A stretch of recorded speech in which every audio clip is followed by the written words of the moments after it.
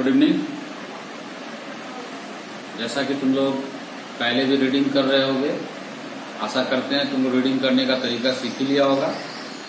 Video देखने से पहले रीडिंग देखना है, करना है खुद, और फिर रीडिंग का वीडियो देखना है। उसके बाद देन फिर से एक बार रीडिंग करना है। ओके, तो हम लोग पढ़े थे मानव नेत्र, वायुमंडलीय अपवर्तन और वर्ण विक्षेपण। इस लेसन का हम लोग पढ़ेंगे।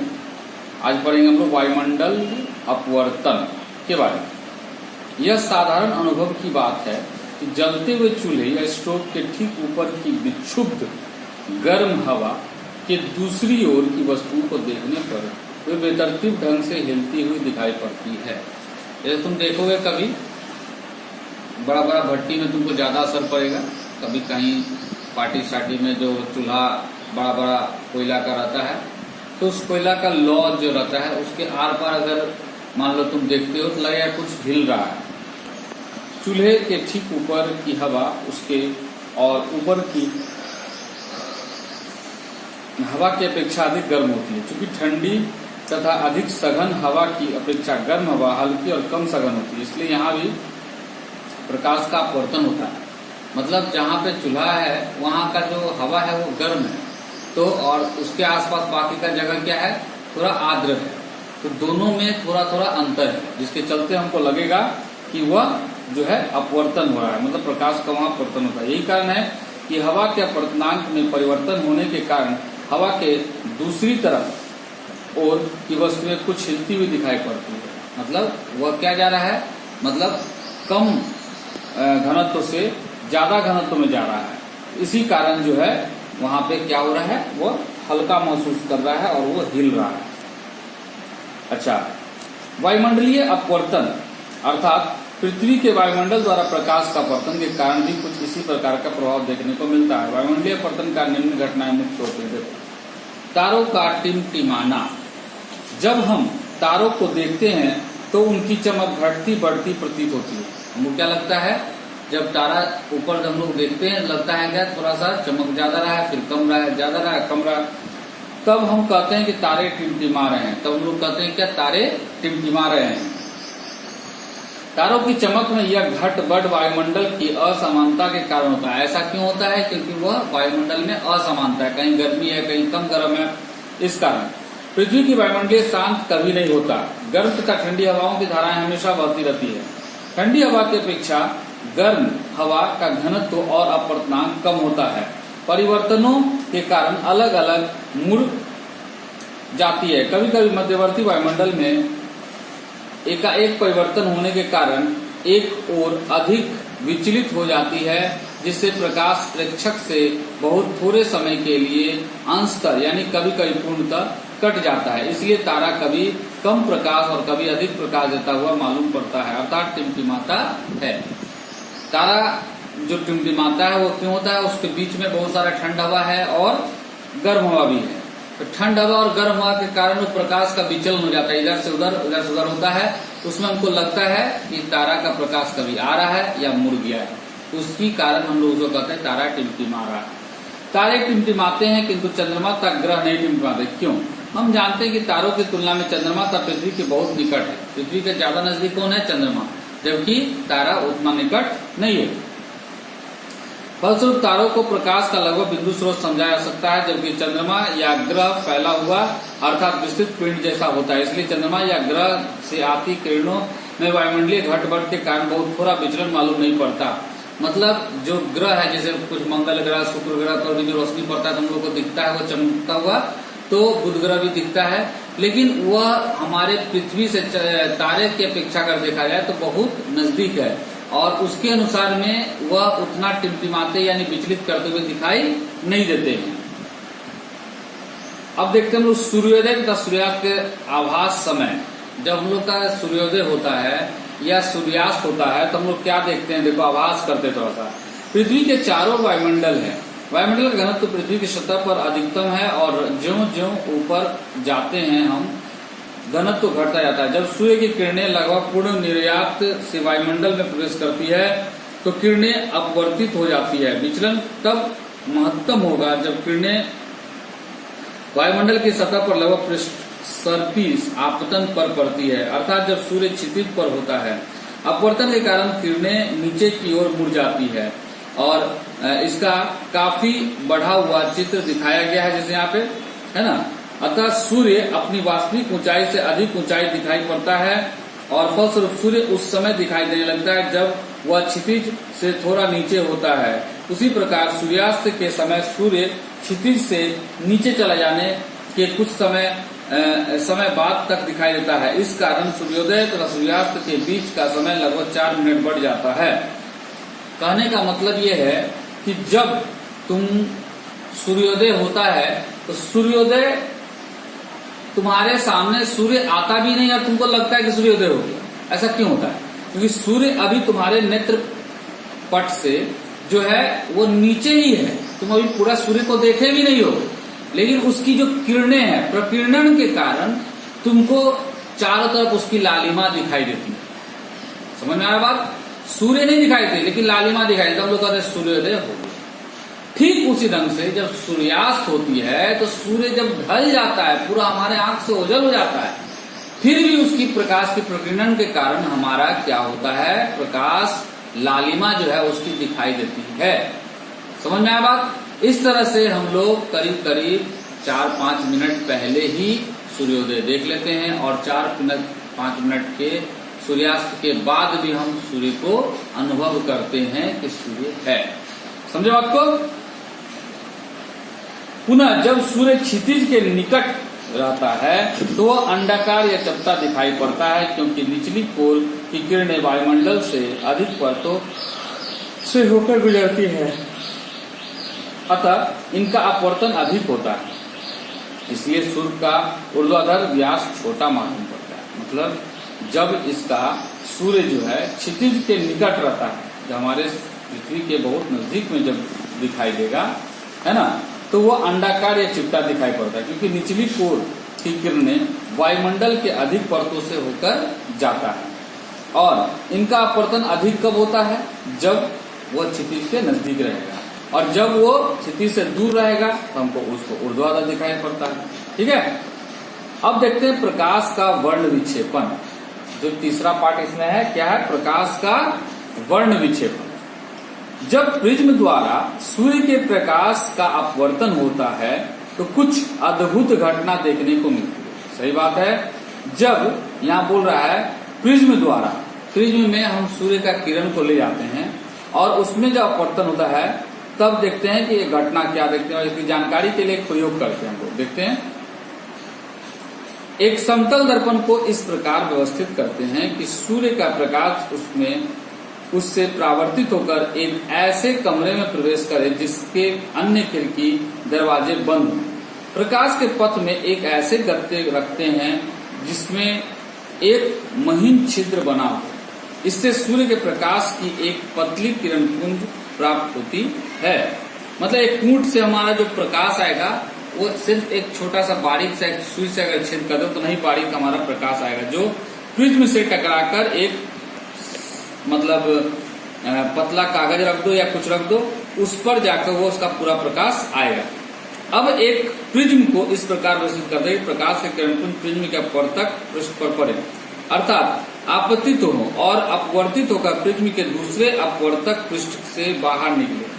प्रिज्म के दूसरे अपवर्तक पृष्ठ के निकट एक सफेद कागज इस प्रकार रखते हैं कि जिसमें निर्गत किरणपुंज एक कागज अर्थात पर्दा पर पड़े। पर्दे पर एक रंगीन पट्टी प्राप्त होती है। रंगीन प्रकाश की इस पट्टी को स्पेक्ट्रम या वर्णपट कहते हैं। इस स्पेक्ट्रम का एक सिरा बैंगनी रंग का तथा दूसरा सिरा लाल रंग का होता है, जैसे इंद्रधनुष में होता है उसी तरह। तो यह जो तुम्हारा स्पेक्ट्रम का या वर्णपट का जो होता है, जब हम कागज में देखेंगे तो ऊपर में रहेगा लाल और लास्ट में दिखाई देगा बैंगनी, बीच में अलग अलग कलर का तुमको पट दिखाई देगा। यही हमारा स्पेक्ट्रम कहलाता है। प्रसिद्ध वैज्ञानिक न्यूटन ने सर्वप्रथम प्रिज्म की सहायता से सूर्य के प्रकाश का स्पेक्ट्रम प्राप्त किया था। सबसे पहले यह स्पेक्ट्रम कौन प्राप्त किया था?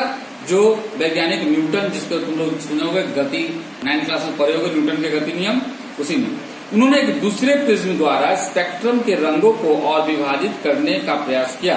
उन्होंने पाया कि दूसरे प्रिज्म उन रंगों को और अधिक रंगों में विभाजित नहीं करता। वो क्या सोचा कि एक प्रिज्म से जब रंग निकल रहा है अलग अलग, तो अगर हम इस पे और एक दूसरा प्रिज्म रख देंगे तो वो क्या होगा, और ज्यादा रंग हमको देगा। ये न्यूटन सोचे, लेकिन ऐसा हुआ नहीं। फिर उन्होंने दूसरे प्रिज्म को पहले प्रिज्म के विपरीत रखा और पाया कि दूसरे प्रिज्म से निर्गत प्रकाश श्वेत प्रकाश था। जब उस प्रकाश को दूसरे प्रिज्म से निकाला गया तो क्या देखा कि वह प्रकाश 7 रंग का न होकर एक रंग का, यानी सफेद रंग का, श्वेत रंग का प्रकाश जैसा आ रहा था वैसा ही प्रकाश इससे बाहर निकल रहा है। इससे उन्होंने यह निष्कर्ष निकाला कि सूर्य का प्रकाश स्पेक्ट्रम के रंगों से ही बना है। इससे उन्होंने ये बताया कि सूर्य का प्रकाश जो बना हुआ है किससे बना हुआ है, स्पेक्ट्रम से। कोई भी प्रकाश जो सूर्य के प्रकाश जैसा स्पेक्ट्रम दे श्वेत प्रकाश कहलाता है। जो सूर्य के प्रकाश जैसा हमको प्रकाश देगा उसको क्या कहेंगे, स्पेक्ट्रम या श्वेत प्रकाश। श्वेत प्रकाश के इसके विभिन्न रंगों में विभक्त होने की घटना को प्रकाश का वर्ण विक्षेपण कहते हैं। बोल रहा है श्वेत प्रकाश जब अलग अलग रंगों में विभक्त होगा यानी बटेगा, उस घटना को क्या कहते हैं, प्रकाश का वर्ण विक्षेपण। श्वेत प्रकाश के स्पेक्ट्रम को देखने पर यह पता नहीं चलता कि एक रंग कहाँ समाप्त होता है।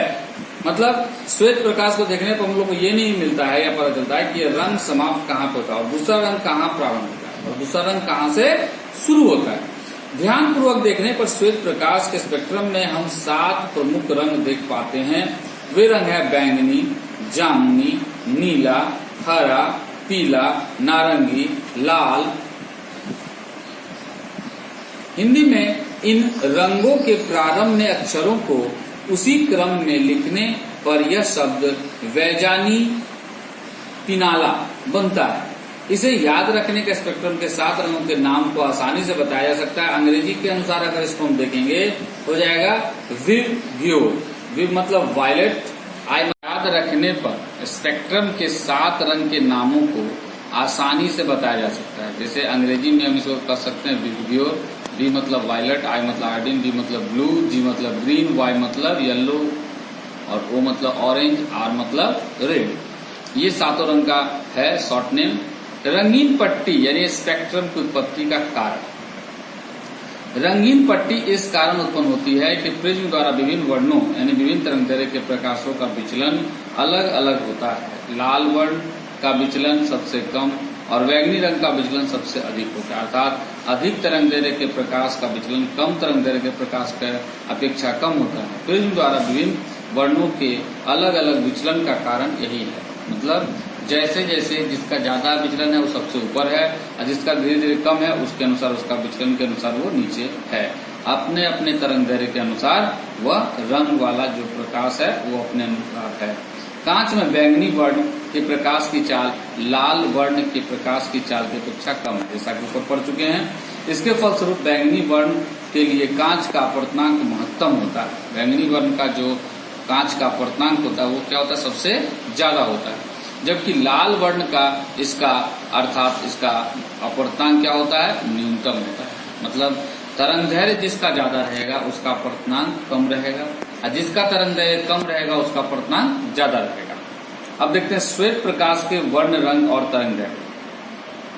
प्रकाश तरंग के रूप में चलता है और प्रत्येक तरंग का अभिलाक्षणिक तरंगदैर्घ्य होता है। चूंकि श्वेत प्रकाश 7 वर्णों के प्रकाश का सम्मिश्रण, इसलिए इन वर्णों के प्रकाश के तरंगदैर्घ्य भिन्न भिन्न होते हैं। वास्तव में प्रकाश का वर्ण प्रकाश तरंग के तरंगदैर्घ्य पर निर्भर करता है। भिन्न भिन्न 7 वर्णों के प्रकाश तरंग का तरंगदैर्घ्य भिन्न भिन्न 400 नैनोमीटर बैंगनी का वर्ण है और 700 नैनोमीटर लाल वर्ण के बीच 1 नैनोमीटर यानी 10⁻⁻9 मीटर होता है। नीचे सारणी में प्रकाश के विभिन्न वर्णों के तरंगदैर्घ्य के मान दिए गए हैं। वास्तव में विभिन्न वर्णों के प्रकाश के तरंगदैर्घ्य बीच कोई सटीक सीमा रेखा नहीं है, फिर भी यहाँ दिखाया गया है। बैंगनी का 400 से 440, जामुनी का 440 से 460, नीला का 460 से 500, हरा का 500 से 570, पीला का 570 से 590, नारंगी का 590 से 620 और लाल का 620 से 700। प्रकाश के तरंगदैर्घ्य को एक अन्य मात्रक एंगस्ट्रम में व्यक्त किया जाता है।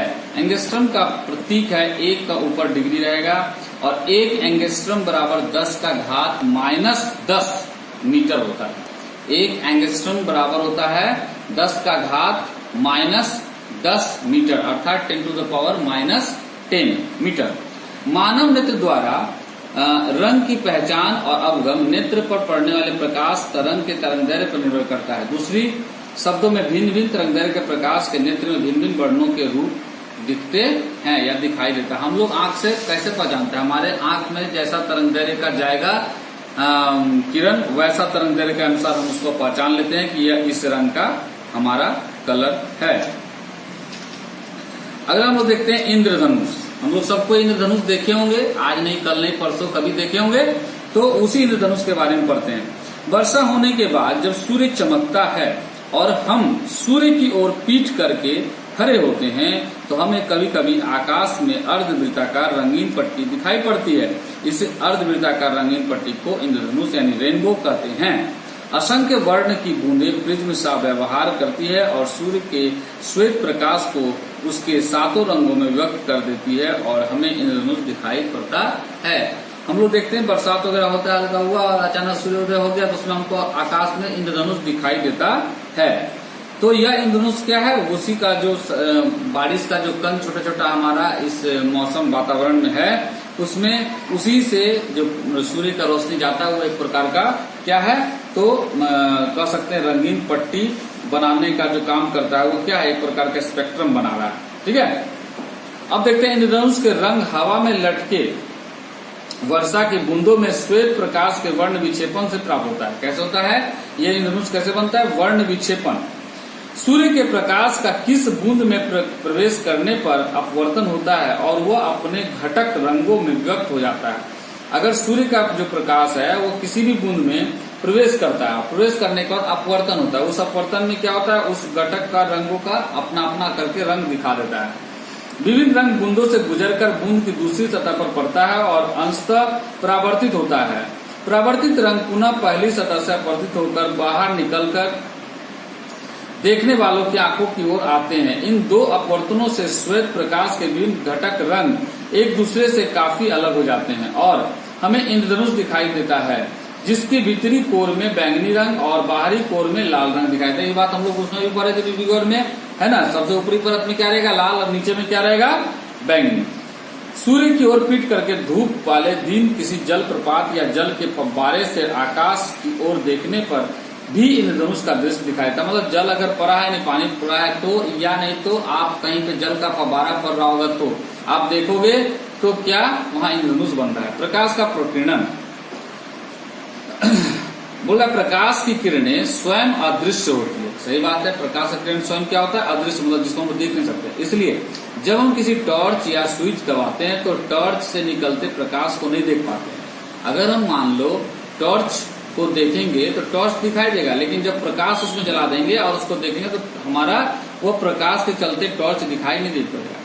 उसी प्रकार दिन में सूर्य से आती किरणों के कारण हम अपने आसपास की चीजों को तो देख पाते हैं परंतु किरणों के पथ को नहीं देख पाते। किरणों के पथ को नहीं देख पाते। जब प्रकाश की किरणों के पथ में धुआं या धूलकण हो तो उसका पथ साफ दिखता है। उदाहरण के लिए यदि कमरे में धुआं या धूलकण हो तो खिड़की के दरार या पर्दों के बीच की खाली स्थान से कमरे के अंदर आते प्रकाश का पथ हम देख पाते हैं। हम जानते हैं कि प्रकाश सीधी रेखा में चलता है। जब तब प्रश्न उठता है कि हम कमरे के विभिन्न स्थानों में प्रकाश का पथ को कैसे देख पाते हैं। यह तभी संभव है जब प्रकाश उसके पथ में पड़ने वाले कणों से विभिन्न दिशाओं में छितराए। किसी कण पर पड़कर प्रकाश के एक अंश के विभिन्न दिशाओं में छितराने को प्रकाश का प्रकीर्णन कहते हैं। कहने का मतलब यहाँ पे यह है कि प्रकाश का प्रकीर्णन जो दिख रहा है, जैसे हम लोग देखते हैं कि घर में अगर मान लो चारों तरफ से बंद है, अचानक सूर्योदय या सूर्य का प्रकाश खिड़की के तरफ से या किसी कोई वेंटिलेटर है उससे आ रहा है तो लगता है उसमें धूल अगर साफ कर रहे हैं तो लगेगा कि उस कण वह जो जहां से प्रकाश आ रहा है उसमें पूरा लगेगा कि धूल आ रहा है। ऐसा तुम लोग सब कुछ देखते होंगे। तो ऐसा प्रकाश का प्रकीर्णन का ऐसे ही होता है, वो फैलता है। अर्थात प्रकाश जिस चीज पे पड़ेगा उस चीज पर वो फैलेगा, वही दिखाई देगा हमको। प्रकाश ऐसे प्रकाश में प्रकाश दिखाई देना नहीं पड़ता, यानी प्रकाश हमको दिखाता है कोई वस्तु को, है ना। जब प्रकाश छोटे सूक्ष्म कणों पर पड़ता है तो उसका एक अंश विभिन्न दिशाओं में प्रकीर्णित होता है। प्रकाश का शेष भाग सीधे आगे निकल जाता है। जिस भाग पे, जिस वस्तु पर प्रकाश पड़ता है उस पर पड़ने के बाद वह दूसरे तरफ प्रकाश जो है निकलता है। जैसे एक सिंपल सा बात लो, एक ड्यूस बॉल लो, ड्यूस बॉल को लेके अगर मान लो तुम किसी चीज पे फेंकते हो तो वह पुनः क्या होता है, दूसरे तरफ फिर चला जाता है। ऐसा देखे हो तो हम लोग पिट्टो खेलते हैं या दीवार पे ऐसे करके कैच करते रहते हैं तो देखते हैं क्या वहां फेंकते हैं तो फिर हमारे पास आ जाता है। तो यही चीज बोल रहा है कि प्रकाश जो है ठीक सीधे निकल जाता है वहां से जिस कण पे पड़ेगा। जैसा कि यहाँ दिखाया गया चित्र में, इधर से प्रकाश का कण आया और फिर देखो लौट के चला जा रहा है। प्रकाश के पथ में आने वाले कण से विभिन्न दिशाओं में प्रकीर्णित प्रकाश के कारण ही हम प्रकाश के पथ को देख पाते हैं। पथ के विभिन्न बिंदुओं से प्रकाश हमारी आंखों तक पहुंचता है और हम प्रकाश के पथ को देख पाते हैं। यही कारण है कि हम पथ को विभिन्न स्थितियों में देख सकते हैं। मतलब जिस चीज पर, वस्तु पर प्रकाश पड़ा वो प्रकाश किधर किधर छितराया उधर उधर से हम उस वस्तु को देख सकते हैं, जिधर नहीं छितराया उधर से हम उस वस्तु को नहीं देख सकते। किसी माध्यम में छोटे छोटे कणों के निलंबन को कोलाइड कहा जाता है। जिसमें छोटे छोटे कण का निलंबन होता है, सस्पेंशन होता है, उसको क्या कहते हैं, कोलाइड। दूध एक कोलाइड है। दूध क्या है, कोलाइड है, जिसमें छोटे छोटे वसा के कण जल में निलंबित रहते हैं। धुआं भी एक कोलाइड है, जिसमें राख के कण हवा में निलंबित रहते हैं। कुहासा और धुंध की कोलाइड के उदाहरण है, जिनमें छोटी छोटी जल की बूंदें वायु में निलंबित रहती है। इन सब से होकर प्रकाश के पथ को देखा जा सकता है। मतलब दूध में भी प्रकाश आ जा सकता है क्योंकि कोलाइड है, फिर भी धुआं में भी देख सकते हैं प्रकाश को, लेकिन प्रकाश बड़ी मात्रा में होना चाहिए तब हमको दिखाई देगा, या छोटा मात्रा में रहेगा तो उतना ज्यादा दिखाई नहीं देगा। अच्छा, किसी कोलाइडीय विलयन में निलंबित कणों के प्रकाश प्रकीर्णन को टिंडल प्रभाव कहा जाता है। बोला किसी भी कोलाइडीय विलयन में अगर हम प्रकाश के कण को निलंबित करते हैं तो उसको प्रकाश के प्रकीर्णन जो होगा उसको क्या कहेंगे, टिंडल प्रभाव। प्रकाश के विभिन्न रंगों का प्रकीर्णन। अब बोल रहा है प्रकाश का अलग अलग रंग का प्रकीर्णन होता है। किसी कण के प्रकीर्णित प्रकाश का रंग उसके आकार पर निर्भर करता है। अति सूक्ष्म कण अधिक तरंगदैर्घ्य के प्रकाश की अपेक्षा कम तरंगदैर्घ्य के प्रकाश को अधिक अच्छी तरह प्रकीर्णित करता है। हम जानते हैं कि नीले रंग का तरंगदैर्घ्य कम होता है। नीले रंग का तरंगदैर्घ्य क्या होता है, कम होता है, और लाल रंग का अधिक होता है। अतः जब श्वेत प्रकाश सूक्ष्म कणों पर पड़ता है तो नीले रंग का प्रकीर्णन अधिक होता है। जब श्वेत प्रकाश सूक्ष्म कण पर पड़ता है, सूक्ष्म कण मतलब कोई छोटा छोटा कण, तो नीले रंग का जो प्रकीर्णन है अधिक होता है और लाल रंग का बहुत कम प्रकीर्णित होगा। जैसे जैसे कणों का आकार बढ़ता है अधिक तरंग के प्रकाश का प्रकीर्णन भी बढ़ता है। बड़े कण तभी या सभी तरंगदैर्घ्य प्रकाश का समान रूप से प्रकीर्णित करते हैं। मतलब यहाँ बोल रहा है कि छोटा कण पे जब वो पड़ेगा तो उसका प्रकीर्णन कम होगा, जिसका प्रकीर्णन ज्यादा है, यानी जैसे लाल रंग वहां प्रकीर्णन कम करेगा और नीला रंग ज्यादा करेगा। लेकिन अगर वही बड़ा कण रहेगा उस पर पड़ेगा तो लाल रंग का प्रकाश का प्रकीर्णन ज्यादा होगा और नीले रंग का कम।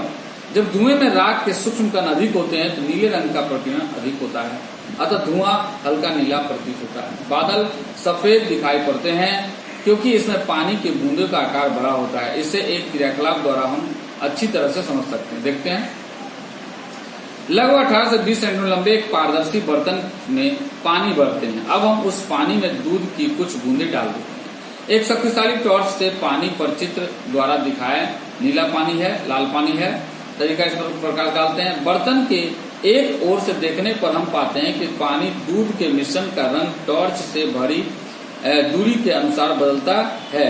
टॉर्च के पास में उसका रंग नीला प्रतीत होता है और टॉर्च से अधिक दूरी पर मिश्रण का रंग नारंगी या लाल दिखाई देता है। मतलब नीला तरफ से हम टॉर्च को दिखाते हैं तो जहां नीला है वहां पर हम लोग को दिखाई देगा नीला, लेकिन थोड़ा बीच में दिखाई देगा हमको क्या दिखाई देगा, ऑरेंज। और उसमें तुम्हारा जो है जैसे जैसे हम लाल के पास जाएंगे तो हमको लाल दिखाई देगा और दूध का कुछ बूंद डाल देंगे तो मिश्रण रंग साफ दिखाई देगा। बर्तन के दूसरी ओर देखने पर टॉर्च लाल दिखाई देता है। दूसरी तरफ से अगर हम देखेंगे तो कैसा दिखाई देगा? लाल। दूध के निलंबित कण नीले रंग को अधिक प्रकीर्णित करता है। यही कारण है कि हम कि टॉर्च के पास के मिश्रण नीला दिखाई पड़ता है। जहाँ टॉर्च है वहां का रंग कैसा दिखाई देता है? नीला। जैसे प्रकाश के मिश्रण के आगे बढ़ते हैं मुख्यतः लाल रंग ही बीच बच जाता है, मतलब नीला रंग कैसे खत्म होगा और जैसे लाल रंग के पास जाएंगे तो लाल रंग दिखाई देता है। अतः टॉर्च से दूर मिश्रण का रंग नारंगी या लाल दिखाई देता है। प्रकृति में भी इसी प्रकार परिघटना के कारण आकाश का रंग नीला और सूर्योदय और सूर्यास्त के समय सूर्य लाल दिखाई देता है। सूर्यास्त और सूर्योदय के समय हमको सूर्य का चारों तरफ क्या दिखाई देता है? लाल। और जब ऐसे हम लोग आकाश को देखते हैं तो कैसा दिखाई देता है? नीला। आकाश का रंग, सूर्य का प्रकाश जब वायुमंडल से होकर गुजरता है तो उसका वायुमंडल के गैसों के अणुओं, पानियों के बूंदों, धूलकणों आदि के प्रकीर्णन होते हैं। इनमें सबसे सूक्ष्म कण गैस के अणु होते हैं जो नीले रंग का होता है, अधिक प्रकीर्णित होता है। यही प्रकीर्णित प्रकाश हमारी आंखों तक पहुंचता है और इसलिए हमें आकाश नीला प्रतीत होता है। सबसे ज्यादा जो नीले रंग का प्रकीर्णित होगा सूक्ष्म कण का गैस जो जाके टकराता है, तो इसलिए इसका आकाश का रंग हमको क्या दिखाई देता है? नीला। चंद्रमा पर वायुमंडल नहीं है, इसलिए चंद्रमा पर खड़े अंतरिक्ष यात्री को आकाश काला प्रतीत होता है। चंद्रमा पर क्या नहीं है? तो कोई प्रकार का वायुमंडल नहीं है, इसलिए चंद्रमा पर कोई आदमी खड़ा हो जाता है तो वायुमंडल कैसा दिखाई देगा? काला। क्योंकि वहां वायुमंडल नहीं होने के कारण प्रकीर्णन नहीं होता, और वहां वायुमंडल नहीं होने के कारण क्या नहीं होता है? प्रकीर्णन नहीं होता। जब प्रकीर्णन ही नहीं होगा तो नीला, लाल, पीला क्या दिखाई देगा? अब है सूर्य का रंग। दिन में सूर्य का रंग समय के साथ बदलता रहता है। दोपहर को जब सूर्य सिर पर होता है तो सूर्य के प्रकाश के द्वारा वायुमंडल से होकर तय की गई दूरी AB न्यूनतम होता है। अतः सूर्य का प्रकाश कम कणों से होकर गुजरता है और इसलिए प्रकीर्णन सबसे कम होता है। यही कारण है कि दोपहर में सूर्य अपने वास्तविक रंग में दिखाई पड़ता है। हम लोग जब सूर्य को दोपहर में देखते हैं तो हम लोग के करीब करीब वो नजदीक हो जाता है। क्यों? क्योंकि सबसे सीधा में होता है। सीधा में जब रहता है तो हमारा वो सूर्य हमारे नजदीक हो जाता है और सीधा पड़ने के कारण हम लोग को ज्यादा प्रकाश का प्रकीर्णन करता है, जिसके कारण जो है वह श्वेत दिखाई पड़ता है, यानी उजला, जैसा कि यहाँ दिखाया भी दिया है। सूर्योदय और सूर्यास्त के समय वायुमंडल से होकर सूर्य के प्रकाश को अधिक दूरी सीधी तय करनी पड़ती है और इसे अधिक कणों से होकर गुजरना पड़ता है, जो मुख्यतः नीले रंग को प्रकीर्णित कर देता है। अतः जो बचा हुआ प्रकाश हमारी आंखों को आता है उसे मुख्यतः लाल रंग होता है।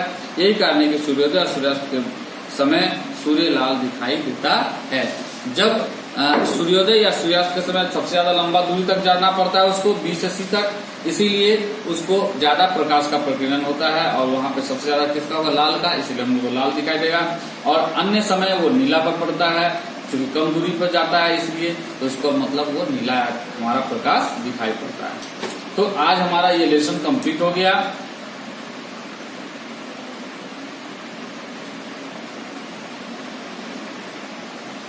तुम लोगों को क्या करना है, इसमें देखो कुछ कुछ डायग्राम दिया हुआ है, फोटो, उस फोटो के द्वारा पढ़ोगे साथ में तो ज्यादा समझ में आएगा।